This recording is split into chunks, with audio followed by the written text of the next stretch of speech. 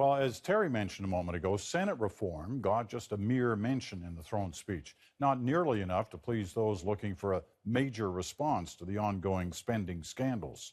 Laurie Graham has that part of the story for us.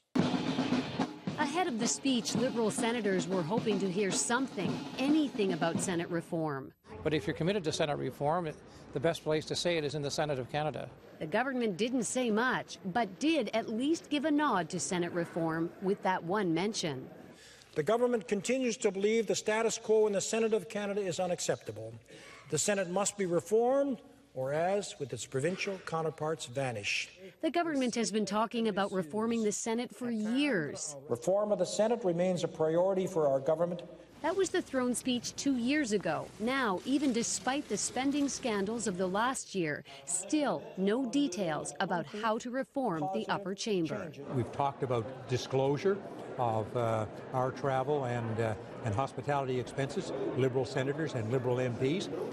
Hopefully, we can persuade the senators on the Conservative side to follow suit, or maybe even go further. Two former Conservative senators didn't show up today. Mike Duffy, who is waiting to find out if he will be criminally charged by the RCMP, and Patrick Brazo, who has already been charged.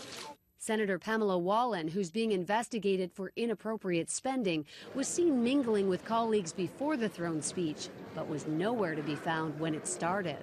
I wasn't expecting to see them, but in this place, in all the years I've been here, nothing surprises me.